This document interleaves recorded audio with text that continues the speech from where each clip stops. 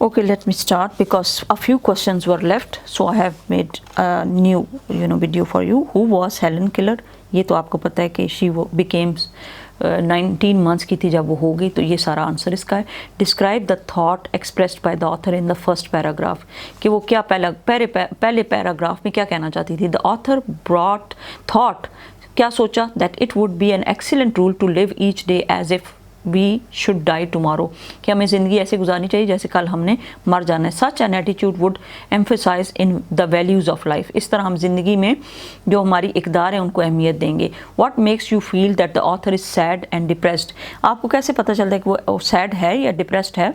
The author is sad and depressed that the people with sight, जो लोग देख सकते हैं, can see so little, इतना कम देखते हैं. She is blind, even so she can see better than people with sight. और वो उन लोगों से बेहतर देख सकती है जो देख सकते हैं. अब क्यों? क्योंकि उसके अंदर की आँख उसको दिखाती है, और हमें भी अपने अंदर की आँख को खोलना चाहिए.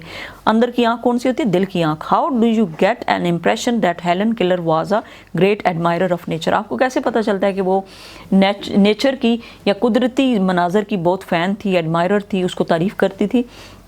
She was a great admirer of nature. We get this impression that when she admires the rising sun, जब वो किसकी करती है तारीफ़? जब वो सूरज चढ़ते हुए सूरज की तारीफ़ करती है, and the pageant of seasons and trees. और जब वो किस चीज़ की तारीफ़ करती है? कि दरख्तों के पुरशिकवा मनाजर की और मौसमों की तारीफ़ करती है. तो उससे आपको पता चलता है कि वो बहुत ज़्यादा इस बारे में. People who are deprived of sight, जो महरूम होते हैं, deprived होते हैं, not devoid of imagination, वो imagination से खाली नहीं होते. Discuss referring to the context, और इस context के साथ आपने, यानी उस मतन के साथ आपने इसको explain करना है. The author of this lesson is not only blind but also deaf. ये ना सिर्फ blind है बल्कि deaf भी है, सुन भी नहीं सकती. But she had better imagination than the people. लेकिन उसके जो imagination है वो इतनी strong है. Imagination का मतलब होता है आप जो चीज़ें खुद से बनाते हो अपने तख़य्युल के अंदर, अपनी सोच के अंदर. Who can see his views on nature and people have proved it. और उसके views जो है वो उसके ख़यालात कुदरती मनाज़र के बारे में और लोगों के बारे में बता रहे हैं, कि प्रूव कर रहे हैं कि वो बहुत अच्छी इमेजिनेशंस रखती है. To me the pageant of season is an unending drama. इसके ऊपर आपने कमेंट करना है कि अनएंडिंग ड्रामा कैसे है. The sentence tells that the change in the season is endless. This is the law of nature, कि ये लॉ ऑफ नेचर है कि हर चेंज के बाद एक और चेंज आती है. कभी सर्दी है, कभी गर्मी है, यानी हमारी ज़िंदगी भी एक जैसी नहीं रहती.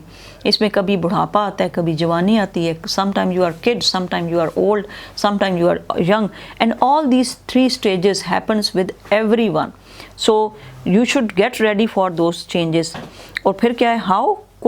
How would Helen Keller like to spend 3 days of her imaginary sight? कैसे गुजारना चाहती है?